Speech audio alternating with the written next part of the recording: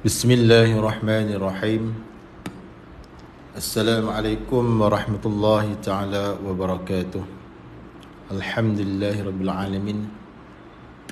Wassalatu wassalamu ala asyrafil anbiya wal mursalin wa ala alihi wa sahbihi ajma'in. Qala rabbi shrah li sadri wa yassir li amri wahlul 'uqdatam min lisani yafqahu qawli. Subhanaka la ilma lana illa ma 'allamtana innaka antal alimul hakim. Wala hawla wala quwwata illa billahil 'aliyyil 'azim. Wala hawla wala quwwata illa billahil 'aliyyil 'azim. Alhamdulillah.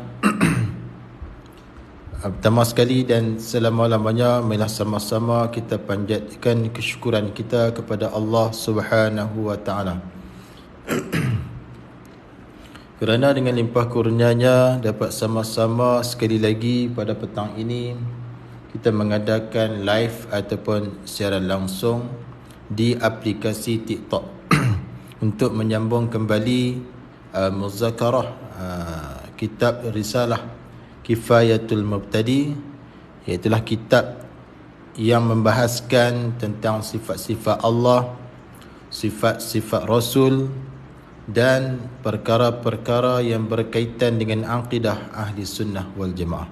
InsyaAllah mudah-mudahan live kita ini sedikit sebanyak dapat menambahkan ilmu pengetahuan kita dan sedikit sebanyak dapat memberi kefahaman kepada kita berkaitan dengan akidah ahli sunnah wal jamaah mengikut jalanan Imam Abu Hasan Asy'ari, iaitulah ulama tauhid.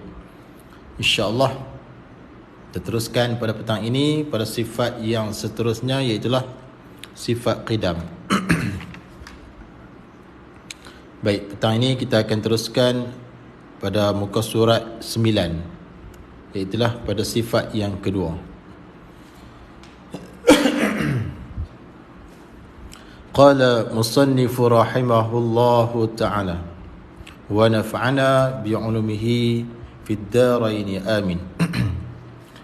Kedua, yakni sifat yang kedua daripada 13 sifat yang wajib dipelajari dan wajib diketahui oleh tiap-tiap mukallaf, sama ada lelaki ataupun perempuan. Mukallaf maknanya mereka yang di bawah tuntutan hukum syarak. Mereka yang di bawah tuntutan hukum syarak, maknanya setiap perbuatan mukallaf tersebut tak terlepas daripada 5 hukum, itulah wajib, sunat, haram, makruh dan harus. Dan mukallaf ni maknanya orang yang ditekan oleh hukum syarak tersebut. Jadi wajib ke atas mukallaf lah mempelajari dengan wajib syarak, mempelajari ilmu akidah. Maknanya kalau tak mengaji dijanji dengan siksa di akhirat nanti. Kalau kita mengaji dijanji dengan pahala oleh Allah Subhanahu wa taala.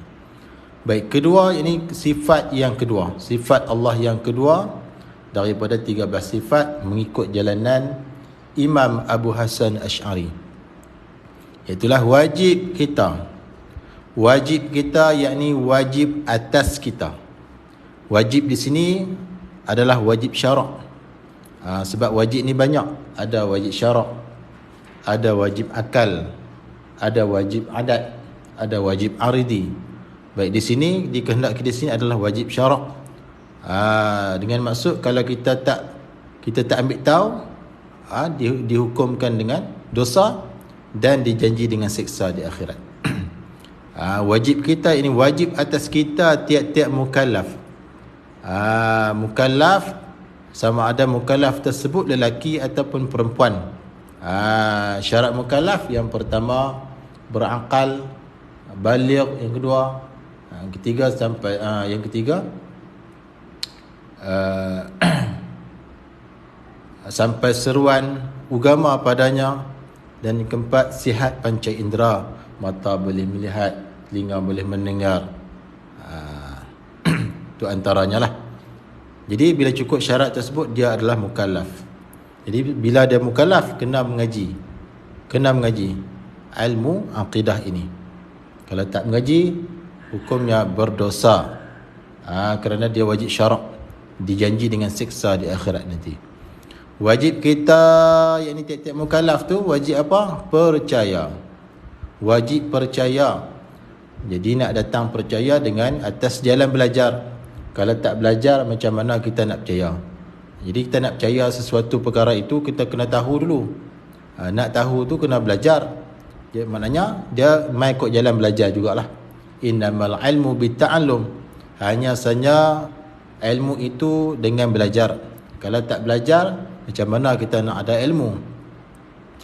Jadi wajib mukallaf itu percaya, yakni beriman dan i'tiqad. Hanya sekadar percaya tak memadai, dia kena i'tiqad. I'tiqad tu maksudnya mengaku sungguh, kena ikat sungguh, kena berpegang teguh di dalam hatinya tiap-tiap mukallaf tersebut. Kena mengaku apa tu? I'tiqad apa tu? Bahawasanya tetap, yakni sabit, dan sabit, yakni pasti, mesti. Dalam kurungan dia kata wajib, maknanya mestilah. Mesti percaya dan i'tiqad wajib bagi Allah Ta'ala. Bila sebut wajib bagi Allah ni, dimaksudkan di sini adalah wajib akal. Beza lah, kalau wajib kita ni wajib syarak,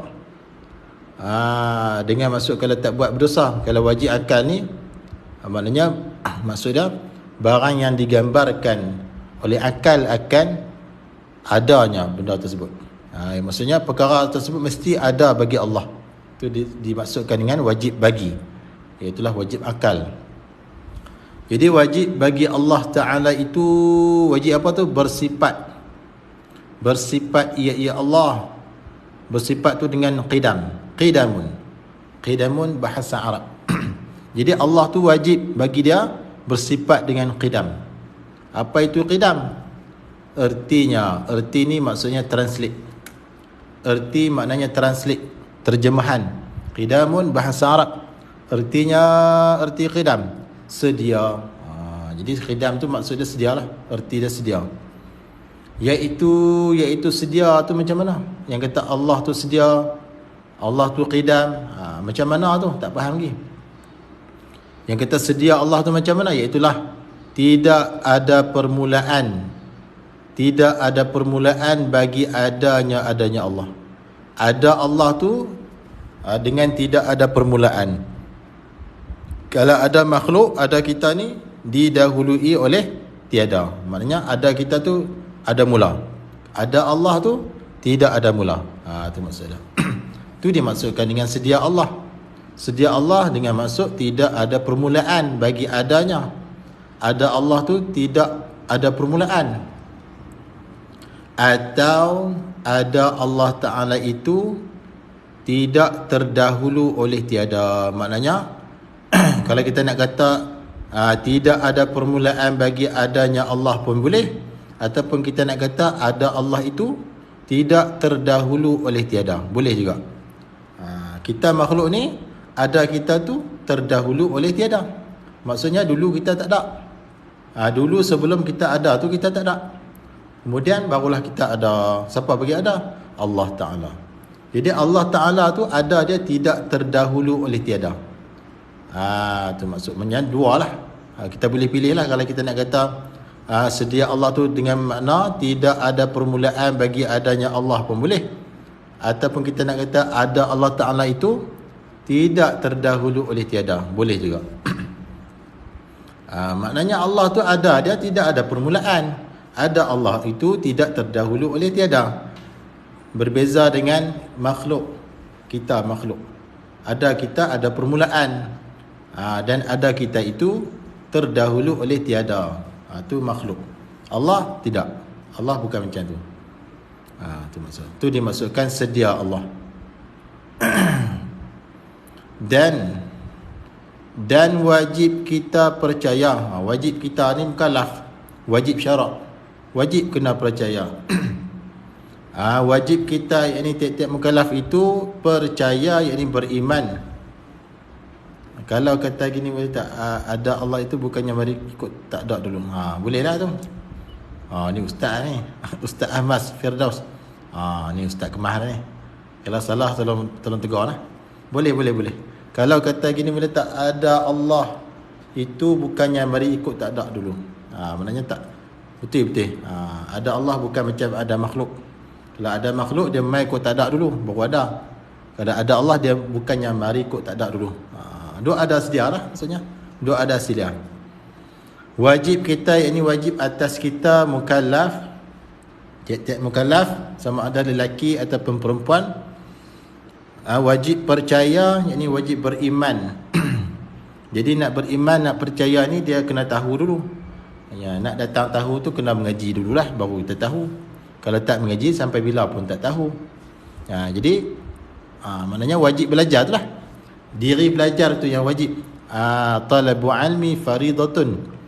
Menuntut ilmu itu adalah satu kefarduan, satu kewajipan. Tak kiralah pangkat kita apa sekalipun, raja ke, sultan ke, Perdana Menteri ke, timbalan ke, semua lah. Pangkat tu tak kiralah siapa sekalipun kita ni. Yang penting kita mukallaf. Syarat dah. Bila kita mukallaf, wajib. Tak kiralah pangkat kita apa sekalipun di dunia ni, wajib kita percaya. Percaya, beriman dan i'tiqad. Bukan sekadar percaya, kena i'tiqad, kena mengaku, kena apa? Kena berpegang teguh di dalam hatinya tiap-tiap mukallaf. Sama sekali, ini kena tambah ni, tidak sama sekali. Bukan sama sekali, kena tambah perkataan tidak. Mungkinan jatuh perkataan tidak sama sekali. Dalam kurungan dia kata mustahil. Tidak sama sekali ataupun tak mungkin.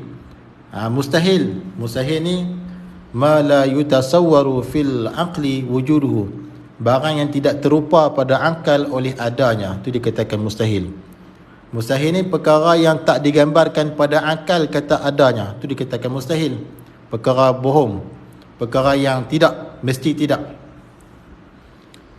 Dan i'tiqad tidak sama sekali, yakni mustahil, akal kita tak boleh nak terima di atas Allah Ta'ala itu bersifat dengan lawannya, lawan bagi qidam tadi. Mustahil sangatlah. Akal kita tak boleh nak terima kata Allah Ta'ala tu bersifat dengan lawan qidam tadi. Akal kita tak boleh nak terima. Yang akal kita boleh terima, Allah tu bersifat dengan qidam. Lawan dia tu Allah, mustahil Allah Ta'ala bersifat dengan qidam. Baik. Mesti tidak. Mustahil maksudnya mesti tidak, betul. Mesti tidak Allah Ta'ala tu bersifat dengan lawannya, lawan bagi qidam. Jadi mesti tidak tu lah, kena i'tiqad. Yang tu dipanggil istihalatul mustahil. Jangan i'tiqad mustahil. Mustahil tu benda tak boleh terima, akal tak boleh terima. Jadi i'tiqad mesti tidak Allah tu bersifat dengan lawan bagi qidam tadi. Yang tu dipanggil istihalatul mustahil. iaitu yang kata lawan qidam tu baharu. Jadi baharu ni dipanggil mustahil. Baharu ni dipanggil perkara mustahil bagi Allah. Mustahil Allah tu baharu. Jadi akal kita kata baharu tu mesti tidak. Mesti tidak Allah tu baharu. Allah tu tak baharu. Kalau Allah tu baharu sama macam kita makhluk. Jadi Allah tu mesti tidak baharu. Mesti tidak baharu. Kena i'tiqad Allah tu tidak baharu, mesti tidak. Kerana baharu itu mustahil atas Allah. Erti baharu tu ada permulaan. Yang kata baharu tu benar. Ada permulaan bagi adanya. Tu baharu ni maknanya ada permulaan. Jadi mustahil atas Allah tu ada permulaan. Jadi Allah ni mustahil baharu. Kena i'tiqad di hati kita kata tidak sama sekali ataupun mesti tak Allah tu baharu. Allah tu tak baharu. Sebab apa? Sebab baharu tu maksudnya artinya ada permulaan. Sedangkan Allah tu bersifat dengan qidam, dengan maksud Allah tu ada, dia tidak ada permulaan. Ataupun ada Allah itu tidak terdahulu oleh tiada. Jadi mustahil atas Allah itu baharu. Baharu artinya ada permulaan bagi adanya. Jadi ada permulaan bagi adanya Allah itu mustahil. Akal kita, hukum kita mesti tidak. Mesti tidak Allah itu ada permulaan. Mesti tidak. Baik. Qala musannifu rahimahullahu ta'ala. Tanda ni maksudnya dalil.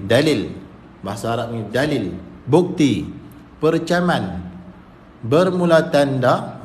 Jadi kalau orang mengaji ilmu nahwu, dia kena pasang makna bermula, sebab dia jadi mubtada, ayat lain, mula lain. Bermula tanda, dalil, bukti. Dan dalil, dalil itu sama, tanda dalil itu sama, ataf muradif, sama maksud dia. Bermula tanda dan dalil atas Allah Ta'ala bersifat seperti yang tersebut, iaitulah Allah Ta'ala bersifat dengan qidam, dan Allah tu mesti tidak bersifat dengan baharu. Tu kena pegang dua-dua lah. Dia kena pegang hak wajib, dan kena pegang hak istihalah tu. Bermula tanda dan dalil Allah Ta'ala tu bersifat seperti yang tersebut, iaitulah bersifat dengan qidam. Qidam artinya sedia tu, dan mesti tidak Allah itu bersifat baharu tu. Mana ada dalil, mana ada tanda, bukti dia mana? Firman Allah Ta'ala. Baik, firman ni kata guru saya bahasa Parsi. Firman ni bahasa Parsi nah. Dia bukan bahasa Arab. Bahasa Arab qala telah berkata. Kalau bahasa kita berkatalah. Firman bahasa Parsi. Firman Allah Ta'ala, telah berkatalah oleh Allah Ta'ala dalam Al-Quran, Huwal awwal wal akhiru. Huwal awwal wal akhiru. Baik, ini dikatakan dalil naqli.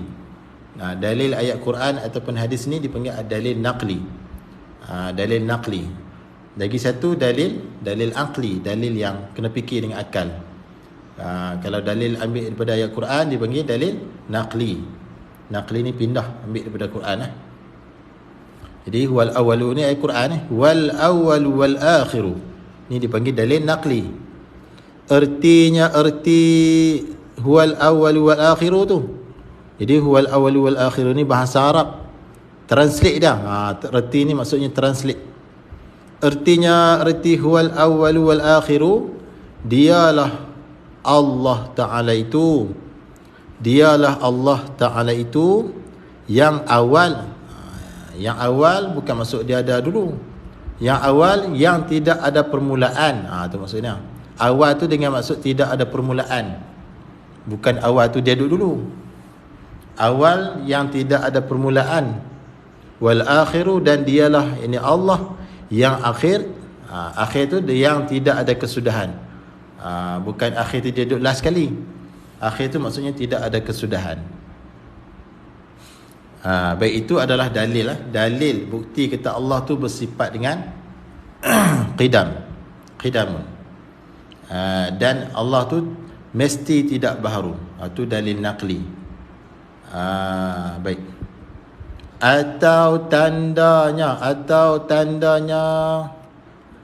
atau dalilnya, samalah tanda dengan dalilnya ni. Dalilnya dalil kata Allah tu bersifat qidam, dan Allah tu mesti tak baharu. Mana ada dalil? Ada alam ini. Jadi alam ini dipanggil dalil akal lah. Dalil akal kata Allah tu bersifat dengan qidam, sedia. Baik. Jadi alam ini kita buat dalil kata Allah tu bersifat dengan qidam. Baik. Jadi sekadar tu pun dah kita dah lepas dah fardu ain. Kalau nak lebih elok lagi, kita kena mengaji dalam kitab Misbahul Munir. Dia ada huraian panjang lagi lah. Ada huraian panjang lagi berkaitan dengan dalil. Jadi kalau kita ambil setakat tu pun, kita pegang setakat tu pun dah lepas dah fardu ain. Kerana kita dah ada dalil dipanggil dalil yang ijmal, dalil yang ringkas, yang umum. Alam ini menunjukkan Allah itu bersifat dengan qidam, dan Allah tu mesti tidak bersifat dengan baharu. Kalau dia baharu, macam mana nak ada alam ini? Kalau Allah tu baharu, alam ini tak boleh ada lah. Sebab yang mengadakan alam ini adalah Allah. Allah yang qadim, yang bukan baharu. Yang ni kita buat sekadar dalil kita alam ini tu sudah memadai lah. Kita kata lepas fardu ain. Yang ni dipanggil dalil ijmal lah. Baik. Janganlah kita tak ada dalil. Tak ada dalil ni tak boleh. Kalau kita kita pegang satu-satu sifat tu tanpa ada dalil, kita takut kita ni jadi orang muqallid. Muqallid ni orang yang ikut orang buta-buta macam tu. Ikut bulat-bulat. Orang tanya dia mana Allah tu bersifat qidam, dia kata ya, bersifat qidam. Mana dalil? Dia kata ustaz dia kata alam ini. Ustaz dia kata, mak dia kata, tok wan dia kata. Diri dia sendiri dia tak ada, dia pegang hak orang kata. Diri dia sendiri tak ada dalil. Yang tu khilaf ulama. Setengah ulama kata kafir. Yang ni qaul yang dhaif, mengatakan kafir orang yang tidak ada dalil ni. Dan setengah ulama mengatakan dia tu berdosa lah, berdosa yang tak sehingga-hingga. Khilaf ulama lah tentang iman orang yang muqallid ni ikut orang semata-mata. Orang kata ada Tuhan, dia apa kata ada Tuhan. Bila orang tanya dalil, dia tak tahu. Sekurang-kurang dalil akal, kita kata alam ini. Jadi alam ini menjadi dalil kata Allah tu bersifat dengan qidam. Maksudnya Allah tu bersifat qidam dan Allah tu mesti tak baharu. Alam inilah dalil lah. Kalau Allah tu baharu, macam mana nak ada alam ini? Tak boleh ada lah, sebab baharu tak boleh. Tak boleh buat baharu. Yang menciptakan baharu adalah qadim, yang qadim. Itulah Allah yang qadim, yang bersifat qidam dan mesti tak baharu tu. Baik. Jadi kalau kita berdalil dengan alam ini tu dah lepas fardu ain. Yang tu dipanggil dalil ijmal, dalil yang umum. Tapi seeloknya kalau nak tahu lebih elok lagi, lebih lanjut lagi, kena dalil tafsili lah. Yang tu lagi kemah lah. Kalau setakat dalil alam ini tu dah memadai dah lepas fardu ain. Ataupun kita berdalil dengan dalil naqli tadi, wal awwalu wal akhiru, dialah Allah itu awal yang tidak ada permulaan, dan dialah Allah yang akhir yang tidak ada kesudahan. Ini pun boleh juga. Maknanya kita kena pegang tiga lah. Yang pertama, kita kena i'tikad kata Allah tu bersifat dengan qidam. Wajib bersifat dengan qidam. Wajib bagi Allah bersifat dengan qidam, dengan maksud ada Allah itu tidak ada permulaan, ataupun ada Allah itu tidak terdahulu oleh tiada. Tu yang pertama, kena pegang dalam hati, kena i'tikad, kena mengaku. Yang kedua, kena mengaku dalam hati kata Allah Ta'ala itu mesti tidak baharu. Allah tu mesti tidak baharu. Sebab apa? Kerana baharu itu perkara mustahil atas Allah. Baharu itu maksudnya yang ada permulaan. Jadi mustahil atas Allah itu baharu. Kerana ada Allah itu tidak ada permulaan. Itu yang kedua. Kena pegang kot jalan istihalah. Dan yang ketiga, kena berdalil. Tiap-tiap sifat itu kena berdalil. Kalau kita sekadar pegang Allah itu qidam, tak berdalil, yang tu masih lagi berdosa lah, masih lagi tak lepas fardu ain. Assalamualaikum. Waalaikumsalam. Apa nama kitab? Kitab ni kitab Risalah Kifayatul Mubtadi. Risalah Kifayatul Mubtadi, kitab karangan almarhum Tuan Guru Haji Abu Bakar, pengasas Pondok Bandar Hilir, Sik Kedah. Jadi Tuan Guru dia almarhum Tuan Guru Haji Abu Bakar, pengasas Pondok Bandar Hilir, Sik Kedah. Ni kitab karangan beliau lah, susunan beliau. Baik, saya cuma baca lah kan, baca muzakarah sikit-sikit. Baik habis. Kemudian habis tu sifat qidam, sifat yang kedua. Jadi sifat qidam ni dipanggil sifat salbiah. Dia ada 5 lah. Qidam, baqa, mukhalafatu ta'ala lil hawadis, qiyamuhu binafsih, wahdaniyah. 5 sifat ni dipanggil sifat salbiah. Kalau wujud yang lepas kita dah bahas, wujud adalah sifat nafsiah, sifat yang bangsa diri zat, sifat yang dinisbahkan kepada zat. Bila sebut sifat, menunjukkan kata ada zat. Bila kita sebut ada Allah, hati kita menuju kepada ada zat Allah. Yang 5 ni start daripada qidam sampai wahdaniyah, dipanggil sifat salbiah. Apa maksud sifat salbiah? Iaitu sifat yang ternapi, sifat yang ternapi barang yang tak layak bagi Allah Ta'ala. Sifat yang ternapi barang yang tak layak atas Allah Ta'ala. Apa dia barang yang tak layak? Kalau qidam, apa dia yang tak layak bagi Allah? Iaitu baharu Allah tu lah, tak layak bagi Allah. Tak layak tu bila lagi tu? Azali lagi, sejak azali lagi. Sejak azali lagi tak layak dah baharu tu bagi Allah. Tu maksud dia. Itu dimaksudkan sifat salbiah, sifat salbi. Salbi maknanya ternapi barang yang tak layak bagi Allah sejak azali lagi dah. Tu 5 sifat: qidam, baqa, mukhalafatuhu ta'ala lil hawadis, qiyamuhu bi nafsihi, wahdaniyah. Baik, teruskan. Qala musannif, ketiga, yakni yang ketiga, sifat yang ketiga daripada 13 sifat, mengikut jalanan Imam Abu Hasan Asy'ari, yang wajib ke atas tiap-tiap mukallaf mempelajari hingga mengetahui serta i'tiqad, mengaku di dalam hatinya. Apa dia? Wajib kita, macam tadilah, wajib atas kita, wajib syarak. Wajib apa? Percaya, yakni beriman. Dan i'tiqad, mengaku dalam hati bahawasanya tetap, mesti dan sabit, pasti. Apa dia? Wajib. Dalam kurungan kita wajib maksudnya mestilah. Wajib bagi Allah, wajib akal lah di sini. Wajib bagi Allah Ta'ala, wajib apa? Bersifat dengan baqa'un. Jadi Allah tu wajib bagi dia bersifat dengan baqa'. Baqa'un bahasa Arab, erti baqa'un. Apa dia baqa'un? Kekal. Jadi Allah ni wajib bagi dia bersifat dengan baqa', ertinya kekal. Jadi Allah tu kekal. Kekal Allah tu macam mana? Dia nak urai, iaitu kekal tu. Yang kata Allah tu kekal tu macam mana? Tidak ada kesudahan. Allah tu kekal, zat dia kekal dengan maksud tidak ada kesudahan bagi adanya Allah. Ada Allah itu tidak ada kesudahan. Ada Allah itu tidak ada sud. Orang bahasa kata sud, tidak ada hujung, tidak ada pengakhiran. Ada Allah itu tidak ada pengakhiran. Bila tu? Pada sedia kala lagi. Maknanya pada sedia kala lagi Allah tu kekal. Bukan sejak timbul baharu ni, tak. Sejak sedia kala lagi Allah tu bersifat dengan baqa', iaitu kekal. Kekal, ada Allah Ta'ala tu kekal. Dan pada sentiasa, maknanya sentiasa, ada sedia, tak ada akhir, tak ada suk, tak ada hujung. Allah tu tak ada hujung. Kita makhluk ada hujung. Kita makhluk ada kesudahan. Kesudahan kita adalah matinya kita. Ada Allah, tidak ada kesudahan.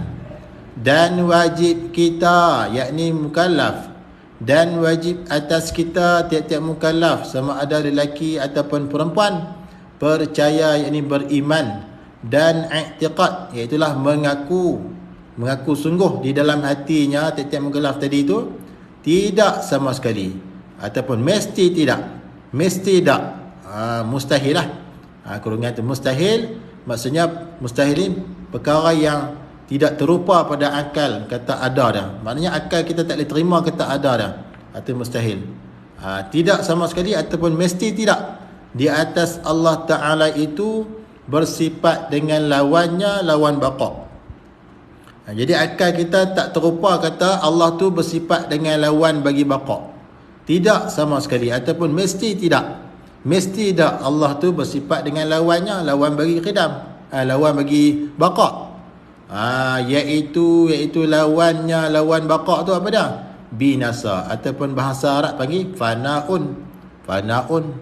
Jadi Allah tu mesti tak bersifat dengan binasa.